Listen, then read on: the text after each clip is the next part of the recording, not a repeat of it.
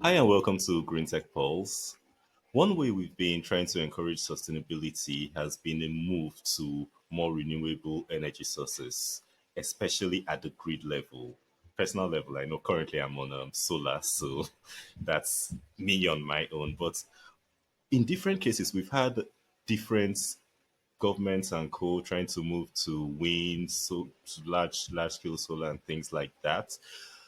But the thing is that in a lot of these cases, the grid wasn't built with that in play or in the plans. Today we'll be talking around that topic with Nick Tumilowicz. Nick is from Itron. He spent the past 25 plus years in the energy industry and he's going to tell us what they do and how they're helping the world get more green. So welcome to Green Tech Pulse, Nick. Yeah, thank you, Peter. Glad to be here. Thank you so much. So, can you tell the listeners a bit about yourself and about your work in this energy management space? Sure. Yeah. I have been working in the industry for over 25 years, very focused on energy and increasingly electricity. And most of that has really been around sustainability. So, how do we help our customers globally move through this energy transition? As you mentioned, the grid was built, well over 100 years ago in many parts of the globe. And it was really, built for this concept of central generation on one hand, and it gets consumed on the other, and you have this ability to control through your utility. And now what happens today is you have a lot of generation. So, Peter, you have solar on your home, as you mentioned. And so now you have your own power plant, and that sometimes sends electricity in the other direction. So, how do we help manage and control?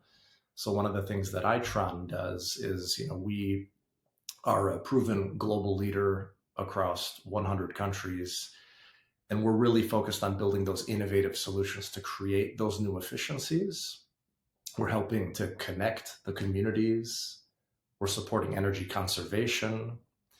And we just generally are increasing the resourcefulness of energy and how that moves for our customers, utilities, their customers, you and me, and the planet as a whole. So that way we can move forward together in a sustainable manner that's scalable and long term.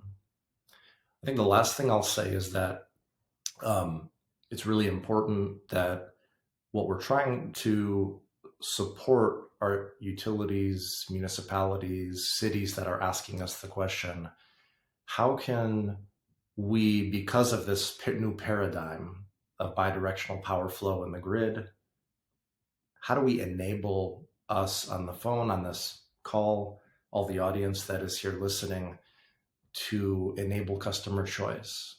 Peter, you as a customer would like to have the choice and the freedom to adopt solar and EV, battery, energy storage for your own needs, and then also to be able to use that grid edge intelligence to not only benefit you and your neighbors and your community, but also the grid. And by doing that, we can really stabilize energy costs because let's be honest, the cost of energy has been just increasing over time.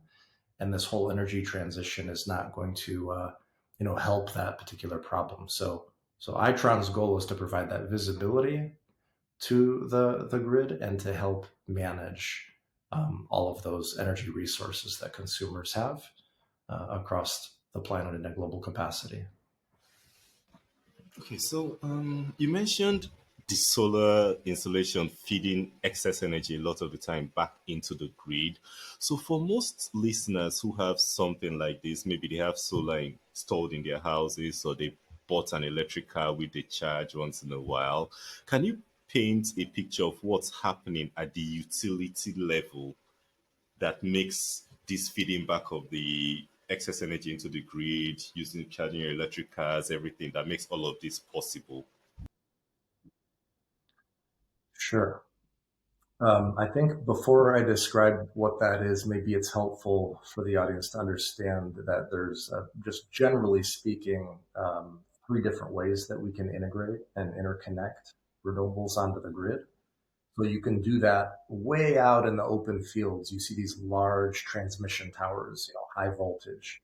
And sometimes we interconnect. We take a big wind farm, a big solar photovoltaic plant, could be a solar thermal plant, and we connect it at a high voltage level. And that's great for utilities. It's great for consumers because our grid is getting cleaner, and we're able to do that at a really low cost.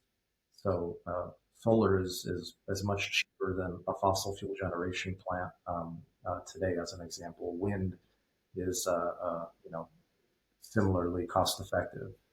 So that's one way where you could have, I think in the Middle East right now, we have on the order of 2, 3, and 4 gigawatts, one power plant.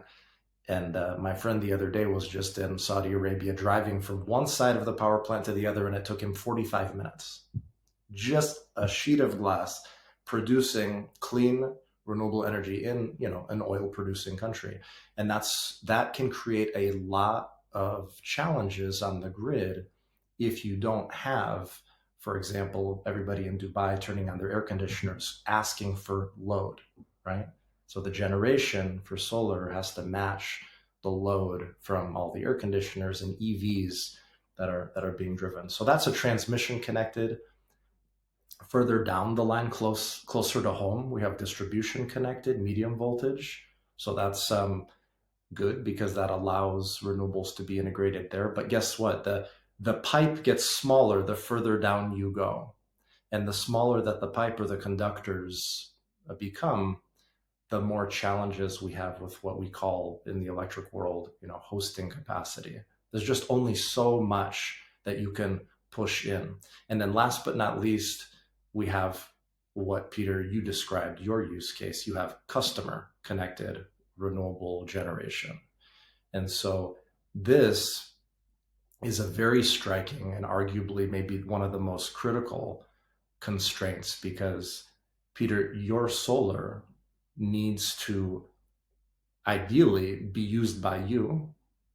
But let's be honest, maybe at noon when the sun is shining in the middle of the summer, you're probably, depending on the size of your system, producing more than you're actually consuming, asking for electricity and demand to make this podcast. So your panel that sits outside of your house, usually a gray box, the main distribution panel, needs to accommodate all of that load. And then there's a wire that connects that panel up to the gray canister or the green box that sits out in your neighborhood somewhere.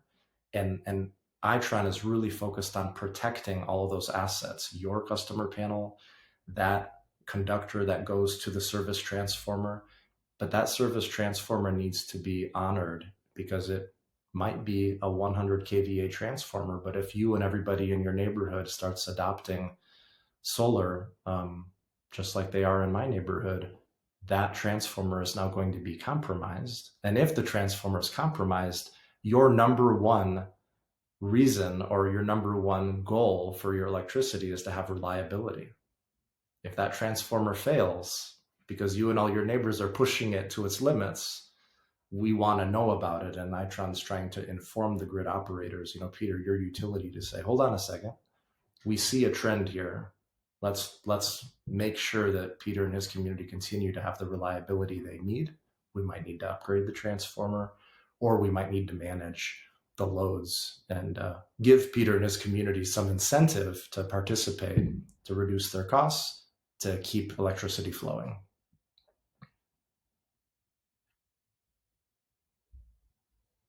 You're on mute.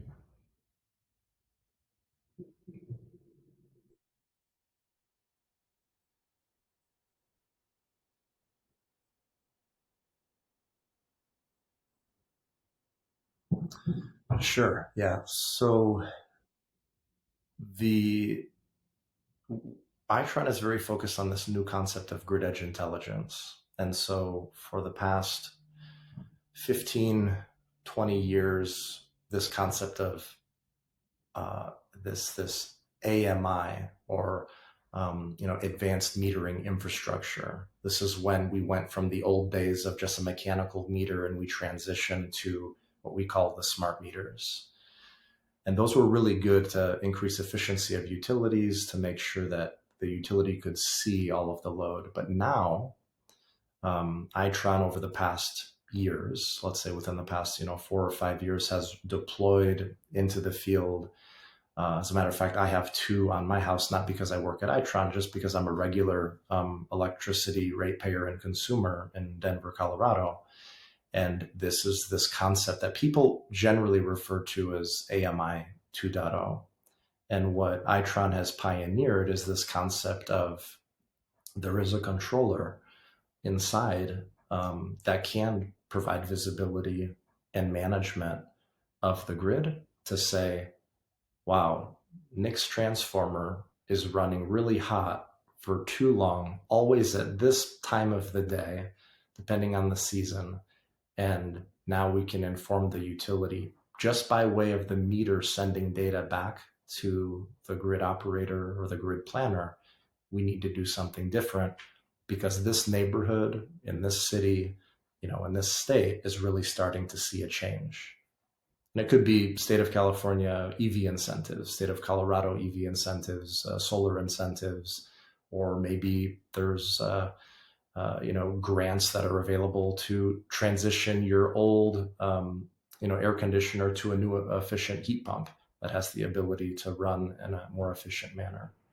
So those meters effectively are able to see what the impact is in real time of the grid. And it also has the ability to then dispatch and call upon Nick and Peter's resources, our solar systems, our batteries, and our EVs to help protect the grid from failing. Well, so I think that's what you call the smart grid, because I know you mentioned the smart grid earlier. Yeah, exactly. So smart grid is a term that we've been using for decades, I would say, ever since we deployed AMI 1.0 back in, call it mid to late 2007, 8, 2009 in mass. And that's really when we started to be able to see things. But now in 2025, we're able to manage and dispatch a lot of those things, whether it's at the low voltage level to support the medium voltage level, because the important thing is really three pieces. We as consumers need our homes and that electric panel to be honored and those constraints to be managed. It might cost us $10,000 to upgrade our main distribution panel from a 100 amp service if you have a 50-year-old home to a 200 amp service, which most of us need today as we're starting to electrify new loads and we have IoT devices that are requiring more electricity. And then to protect the transformer, that is not ours, that's the utility, but we absolutely need that to support, the 10 homes that are dependent on it. And then the next level up is the substation, which is our entire community. So that's in a nutshell, I think what the smart grid has really aimed to do is to move just from see the problem to see and manage the problem. Okay, so now you mentioned what we all know, which is sending the excess energy we generate from our solar plants and co into the grid. But there's this other concept called where you have people maybe on the same transformer or whatever being able to share or sell excess power between the homes. So is that possible? Does that work too? Yeah, so there's a couple different terms that have been floating around for years. So one is called transactive energy. Another is the prosumer. There's also this concept of vehicle to grid or DER to grid. All of these concepts technically are feasible today. Putting them into practice and making sure that they're approved by the regulators, they're approved by us as the ratepayers, is the human process that's a little bit, I think, harder to get full support and approval in order to make this concept of transactive energy. And I'm talking about real time trading. You know, Nick has too much solar here. Peter needs it because you're in a different time zone and your sun has already set. Mine is just rising. Um, that's a little bit harder of a nut to crack, and that will take some time, I think, to get there. Okay, so I think looking at that possibility now, let's say we get to a point where maybe everyone has a wind turbine, has a solar plant, and things like that, and we no longer depend on the previous method where you have a central power plant generating the power, then transmitting it to you, and then you pay for it. If we continue along the path we are on now with each person doing the generation, do you see a future where maybe these utilities end up being maybe managing different people producing instead of being the providers, the generators of the power? Yeah, so there's definitely a change. Um, Years past, as far as, 10, 15 years ago, there was this concept of, gosh, if I have, all of this, my own generation, whether it's a diesel generator, natural gas, solar, battery, I can kind of do my own thing, right? What do I need? What do I need that grid for, anyways? That's an extreme case, but we did a lot of research in government capacity, nonprofit capacity, and basically all the research came back saying, "Wow, you really have to invest in a lot of really relatively expensive technology, and in order to be your own utility."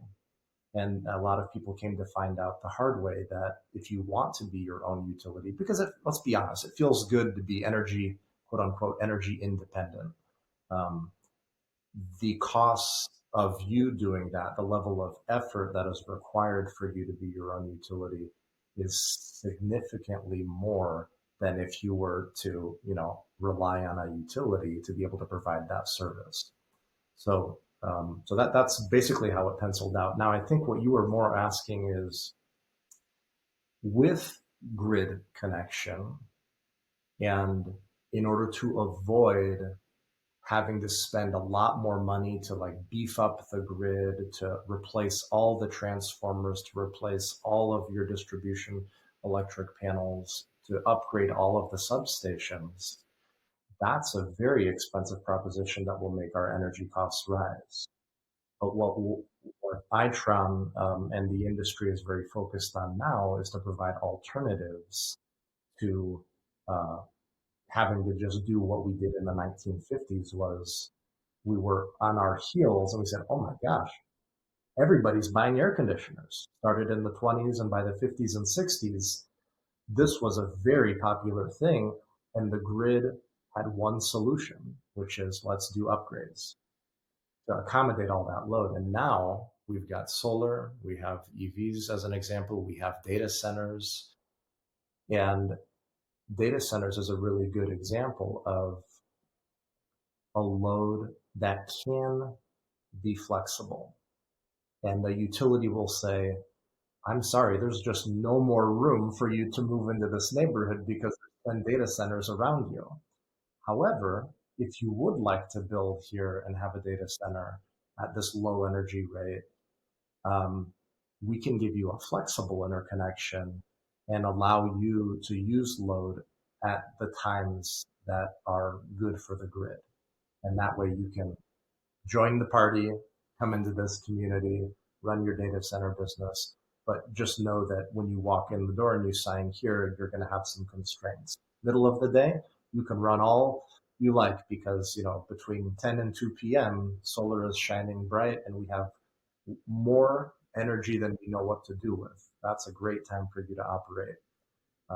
Perhaps at another time of day, we would have to manage your load. So this is a good example of like how the grid is getting innovative enough with all the devices that we have out there to measure and inform these new methods. Okay, so I think you mentioned one thing, data centers, and with this AI. getting popular and everything. AI works with a lot of data centers, which sort of we're likely to see a lot of data centers come up in the next few years. So you mentioned the impact of data centers when they move into a new city. So what sort of impacts would you say they have when probably a new data center moves into a new city on with its local power grid? Sure, yeah. Data centers use a lot of electricity, whether it's for cooling or now with artificial intelligence, we have, sometimes on the order of 3x plus the processing and compute that are required, as opposed to the old fashioned, just search engine type of opportunity. So data centers, as an example, not dissimilar to, for example, a big transportation company. Let's use Amazon, an example, that wants to electrify their entire fleet. You might have been seeing these vans driving around. And so in order to do that, it's very similar. And utilities are asking themselves, wow, when are they going to come? Where are they going to land? And how can I accommodate them? Because we want to be able to provide them, this electricity service. And so there's a lot of grid planning that goes around. Those companies need to give the utilities a heads up, some notice, ideally years in advance, so that way planning can be done accordingly. And now in the world that we live in, if we don't have 2 years of notice to say, I want to build a distribution facility here so all of my UPS and FedEx and Amazon vans can charge and run around, or all of my data centers can operate within this old section of the grid, you can either A, buy them the time to upgrade that grid to accommodate, so that way they can use load whenever they want. But more often than not, it's giving them the ability to use the energy in a way that allows them to use the grid that they already have, which allows them to pay, much less for those energy costs. Okay, so I think one term that I came across during the research was a term called virtual power plants. So, and Mm. I think it's something that we hear more often these days. So, can you explain what this is, the virtual power plants, and why it matters? Sure. Yeah. Virtual power plant is can be an overused, very generic, kind of broad brushstroke term, but effectively, what most people are trying to say when you hear VPP, virtual power plant, is um, it's it's an alternative to the central power plant. All of us on the line probably are aware of a large coal generating power plant, natural gas, nuclear, even wind or solar, I mentioned, can be a central transmission distribution connected type central power plant. Virtual power plant is really looking at tapping into a lot of the behind the meter, sometimes in front of the meter, but what I mean behind the meter, it's within your home. You have that solar, you have that battery, you have that EV. Those resources are actually big enough when you aggregate all of them. I'll use the extreme case of the refrigerator. So this is a real innovative thought, but just to prove the point, the refrigerator might use 30 watts. Your PV plant might produce 3,000 watts. But if you add up enough of those 3,000 watts and 30-watt appliances, those devices, and you do that in a way that it's within your neighborhood, within your community, and then Itron and the utility have the ability to then dispatch and say, we have some voltage problems on the grid right now because of whatever might be happening with a hurricane or a tornado, or heat. Let's dispatch this entire community around this substation and ask for all of those watts. And so that's this concept of, it's a virtual. power plant because it's really a bunch of tiny little power plants that are all over the place. And then the real trick is the way that virtual power plants will actually work to benefit us as consumers and the utilities to keep our rates low is we need to be incentivized and motivated to participate. It's not uncommon for you and I to get something in the mail or an email from our utility and say, hey, we noticed you have a smart thermostat on your wall. Would you like to participate and have us turn down your air conditioner on a really hot day? And some of us say, no, thanks. But at other times, we might say, you know what, 1 or 2 degrees, I'm okay with.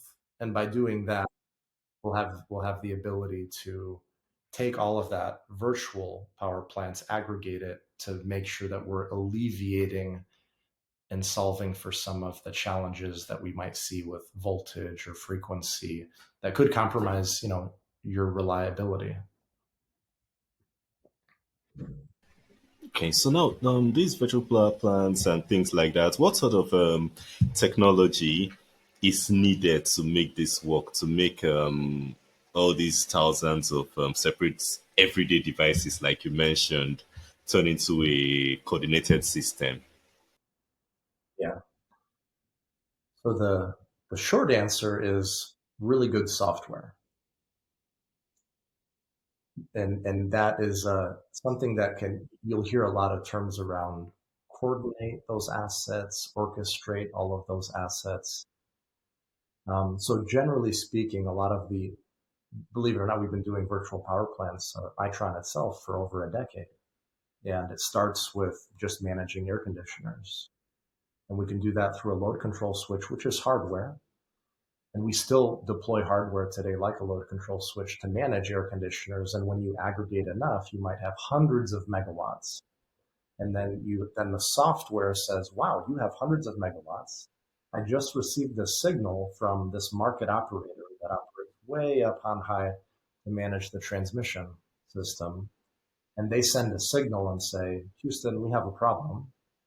I would like you to dispatch all of those hundreds of megawatts. And that's how we've been doing as an industry virtual power plants for over a decade. Now, what's new is when you take all of these meters, AMI 2.0, this grid edge intelligence I referred to, and now they can act autonomously in real time on their own to say, oh gosh, I can see right now that Peter's transformer is compromised, or I can see right now that I have a frequency issue, potentially like they might discover with the recent outage in Spain and Portugal. And I can autonomously ask for resources in Peter and Nick's house to solve for that frequency problem, to get it back within a safe tolerance in order for the grid to become stable again. So that's an example. Yeah. Yeah. So you mentioned you've been doing, Action has been doing virtual power plants for the past 10 years. And I think what is changing about it, especially with new technology? Yeah, at least we're having AI coming out everywhere. We're having machine learning. We're having different new things that can make use of all that data you mentioned. So is there anything being done with these things? Yeah. Yeah. So I'd like to equate it to we have 10 different types of asset classes, and I won't maybe describe all 10, but back in the day, 30 years ago, even, we've had air conditioners, water heaters, pool pumps, things like that. And we've been able to turn those things on and turn them off for a long time with the customer permission, of course. And that's through utility programs typically. But now we have a new family of distributed energy resources, customer energy resources that come online. And we talked about them already. They're more sophisticated, like power electronics like PV solar inverters, battery energy storage inverters, electric vehicle supply equipment, the level 2 charger that might be in your garage. And then the car itself has the ability to be communicated with, and it can provide services, whether, turned on, turned off, throttled, or even you can ask it for energy to be delivered back vehicle to grid. So that's the big one of the big differences, is that the resources themselves, they're no longer please turn on and please turn off. They're now they have the ability to actually provide things like real power, reactive power, frequency management, voltage management. And so those are things that we haven't had in the past. And now we as a global industry are like asking things of these devices to really correct the grid from bottom up rather than solving everything like we used to from top down. Okay, so now looking at the last 25 years we've been in the energy industry, and with all the changes we're having now, where do you see our energy systems heading in the next decade, and what new technology are you most excited about that could change how we manage energy?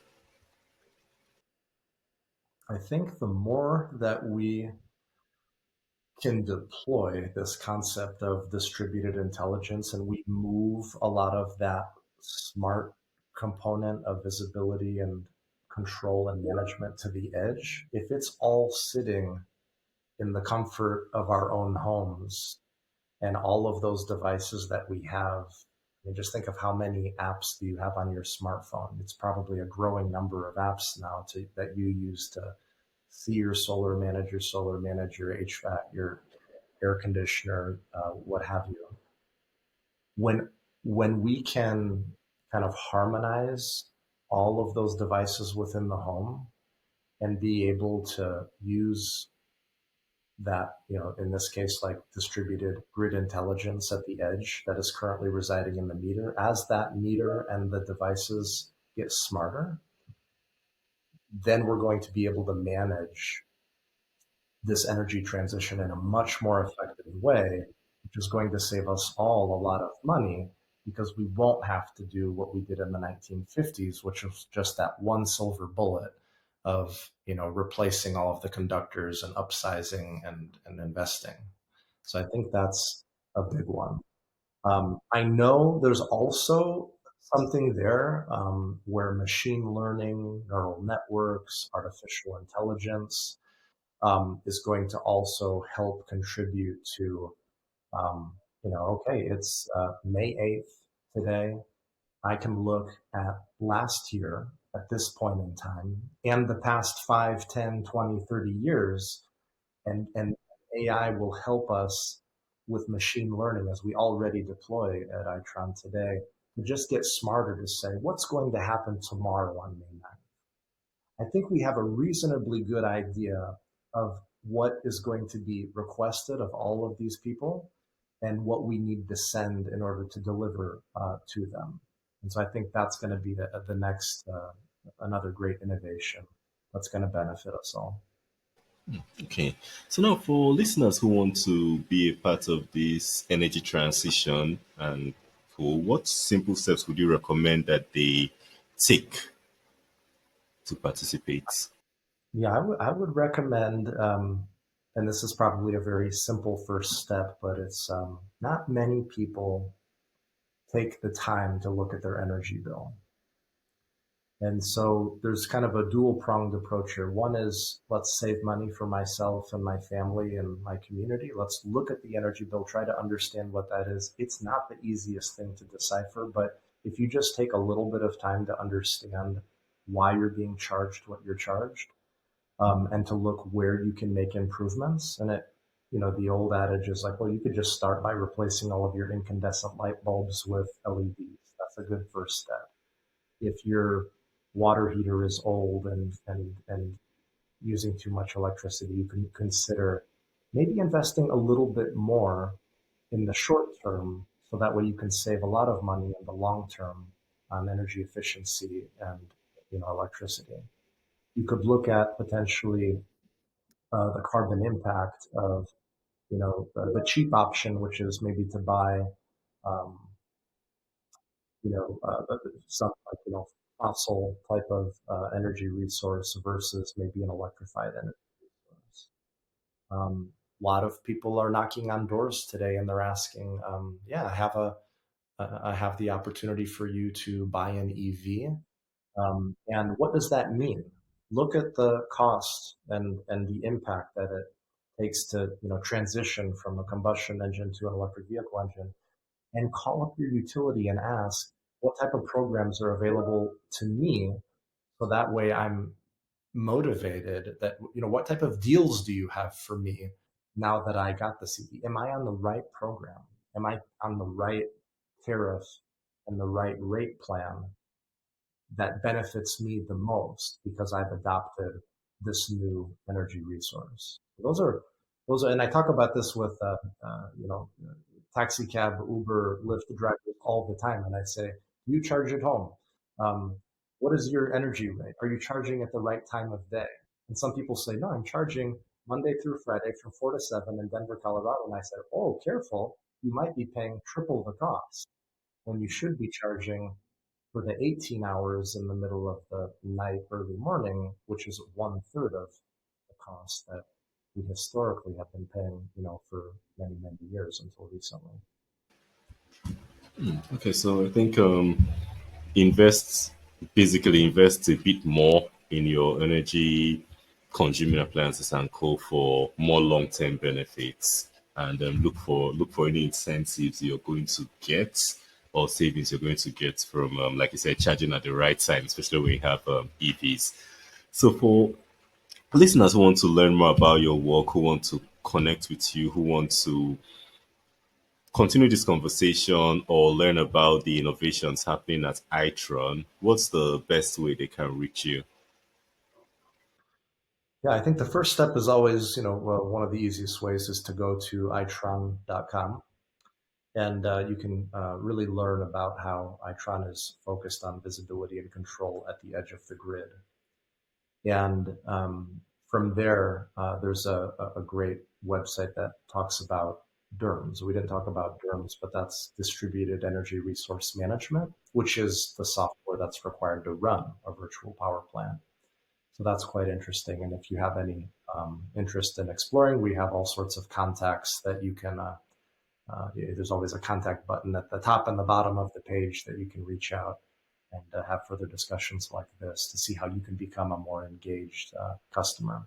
And one thing I will add is one of the ways that's quite unique that you can be engaged is you can use the smartphone. And now today it can connect to an Itron meter, and you can quickly see and receive alerts and actions to say, "Uh-oh, somebody is using energy at my home at the wrong time of day." I call up my son and I say, "Can you please stop charging the car right now? Because this is going to be very expensive. I'm going to make you pay for it," right? So it's real time.